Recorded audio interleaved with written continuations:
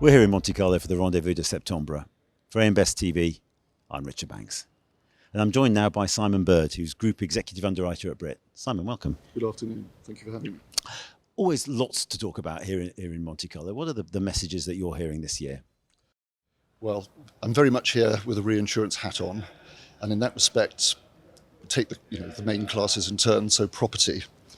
We've seen another year of above average loss activity, particularly with the frequency of what I would call attritional cat losses, derechos, wind. We've just had an event in Florida, and these are very much at the sort of lower end of the quantum scale, if you like. But the point is that the frequency of loss is consistently rising, it would seem. Now, whether that's because there's more property at risk, whether that's climate change, it's probably a combination of the two. So what does that signify? A continued need to keep pushing retentions upwards. Why? Because the predictable normal loss has to be in the domain of the insurer, not the reinsurer. And other reasons fundamentally why: inflation. Well, we've heard about that for all sorts of reasons. Post-COVID wage inflation, supply chain disruption, commodity prices, and. Values at risk. Of course, they've risen. So deductibles have to rise. And then there's literally the physical growth in the inventory. Okay, I'll move away from the US, but as a Londoner, you just look at the growth in London over the last 5 years, and there is, God knows, X% more property that's just shot up. So that is more expensive property, and there's just more physical risk, if you like, on our planet, if you like. So all of that means that, again, the sort of attachment point of treaties has to rise just to keep that natural relationship between insurance retention and reinsurance cession, if you like. The market has hardened considerably, but this isn't a one-year wonder. This is not a sort of, this is part of a progressive reset.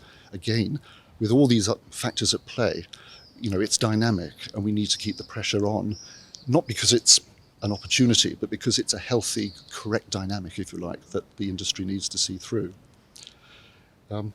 Reinsurers need a proper return on their capital. Capital charges are, let's face it, they're not going down, are they? So a good, honest return is essential. So what does that all point to? Well, insurers need to price in much more for attritional cat, and ultimately it's the insurance consumer who is going to have to pay more, because that's how you prime the system, that's how you fund the system, if you like. So that's an interesting, it's a robust take from a reinsurance perspective. How's that message going down with your customers as a reinsurer? Well, I mean, this is part of what was it like last year, what is it like this year? And I would say last year, because we were at Monte Carlo last year saying things must change, but that was more on paper. Then, of course, between Monte Carlo and Baden-Baden stroke PCI, we had a very large loss, and suddenly the issue became absolute reality. And of course, yes, everything was really shaken up. And I think reinsurers probably could take some criticism, as could intermediaries, for not communicating what was required. Reinsurers, because perhaps they weren't even sure themselves how hard to push and how hard it was necessary to push. Intermediaries, possibly with their heads in the sand, and not being honest and firm, if you like, to broke their clients about what was the new norm. Well, I think this year, fast forward, the issues remain, but the awareness of those issues is so much greater. So it's not going to be as fraught, if you like, as it was last year. People know the world in which we're operating. People have seen the events this year unwinding. So yes, the playing field is, call it a bit more orderly, if you like, in this market. Orderly seems to be the word of the week so far. So it's very easy when we're here in Monte Carlo to focus on property and nat cat. What about some of the other lines of business? Well, casualty, again, I mean, the issues are the same. Last year, this year, inflation, increased severity of loss, increasing propensity for sort of off-the-chart court awards and the like. Okay, some of those do get reviewed on appeal and so forth, but the trend is of an increasing frequency of severity, and that's with us. Now that particularly impacts excess of loss, because obviously, if a retention is X and the reinsurance limit is Y in excess of X, and the gross loss goes up by 20%, that 20% increase is totally borne by the reinsurance community.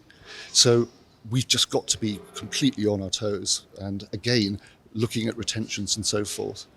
I mean, if you look at something like the US sort of insurance market, I'm talking casualty here, your classic sort of SME sort of product is $1 million primary, and then you buy excess above that. That $1 million limit has been out there for, I wouldn't like to guess, but 20 years probably.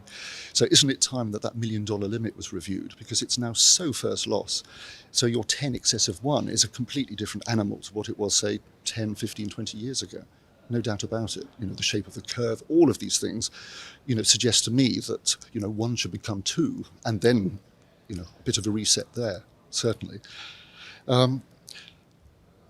The last point on casualty, I think, is, yes, rates are easing in certain areas, and that's perhaps on the back of some very good, on paper at least, rating prognoses. Of course, casualty is not short tail, but hopefully, the rating improvements of the last few years will, over time, appear to generate, a better outcome.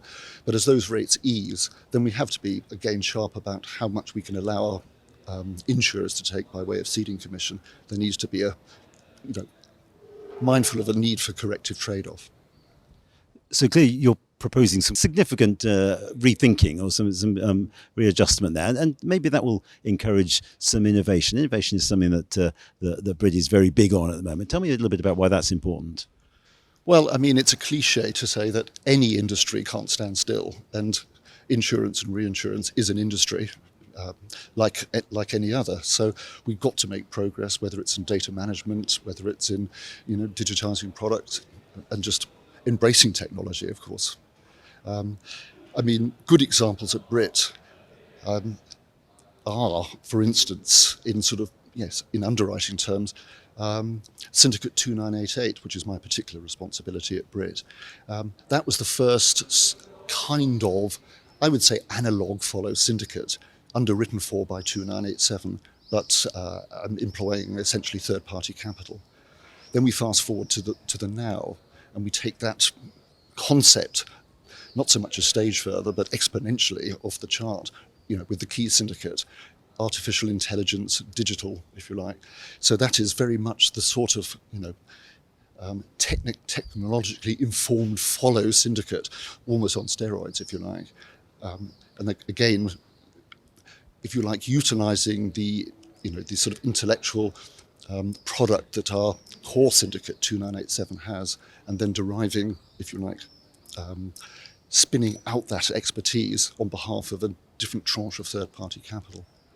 And a last, completely different example is in loss adjusting. I mean, Brit and a number of other underwriters, but I think we certainly sort of adopted this quite early on now, embracing drone technology when it comes to loss adjusting. So in recent claims, I mean, well, a classic example would be the wildfires in Hawaii. The ability just to sort of, in effect, through a chartered drone, overfly, loss scenes. Is it a charred wreck or is it intact? Post-cat, is the roof there or not? You can see very quickly, and you can make some very swift, informed assessments now. Using that kind of sort of satellite and the light technology, really speeds up, our ability to assess our own loss, improves the service, because you can spot a total loss just like that. You can cut the check quickly, and QED, you're giving a much better customer service and a much swifter resolution. But equally, as I say, far better first loss and estimation and so forth. So those are all, I think, good examples of how Brit is a sort of, a progressive and, embracing technology type of company, which, let's face it, we have to be. So I wanted to we're talking about Brit. I wanted to talk a bit about culture, because culture is something that Brit talks a lot about. Why is that so important? Well, I mean, culture is kind of the sort of glue that holds the people and a company, binds them into the company, if you like. And obviously a good culture is very staff retentive, and it's yeah, there's nothing but positivity in a good culture. And the converse is, if you haven't got a good culture, then it's nothing but negative: staff turnover, disillusionment, poor, lesser performance, and so forth. So good examples, I think, from a cultural perspective. Learning and development at Brit has always been a big thing. And it's some of the sort of softer ways we do that. Everyone is encouraged, the more senior underwriters share their experience, share their expertise, and so on. And there's a natural willingness to communicate, so that the sort of trainee underwriters, whether they've come post A-level or post degree or whatever, really get an informed benefit, if you like, from the more seasoned underwriters. Crucial these days, because with a lesser box presence in Lloyd's, the understudy sitting next to the senior underwriter, that natural symbiotic learning process has been diluted with COVID, with Zoom and technology there. It kept the show on the road, but the learning experience suffered. So now you need to kind of not reinvent it, but just promote, as I say, that shared experience and so forth. Inclusivity and diversity, excuse me. I mean, Brit has a whole host of initiatives, and that's easy to say, but there's a lot of communication that goes on, talks, activities, and so on. And the crucial thing about it is they're well supported. There's real participation. People are putting their hand up. People are volunteering to be champions in their respective areas, and so on. And again, that to me is a great sign of embracing all these aspects and so forth. And lastly, a wider corporate observation, if you like, being part of the Fairfax group. Well, Fairfax, the root of the name is fair and friendly acquisitions, which I think is great, if you like, sort of thing. And what comes with that, I think, from Fairfax is, well, firstly, a very strong desire to support staff who engage in charitable support. I mean, a fantastic example is there's a lot of one-to-one cash matching in the sort of financial corporate world, which is tremendous. Earn £1 and your company will double that. Well, in Brit, and this is a Fairfax thing, they don't double it, they effectively triple it, because they add 2 to 1. So it really incentivizes people to sort of get on their bike, get their boots on, go running, and do charitable appeals and so forth, and the same through payroll giving. So I think that's a fantastic sort of example of something that runs right through the group, if you like. Simon, thank you very much indeed for joining us today. For AM Best TV, I'm Richard Banks.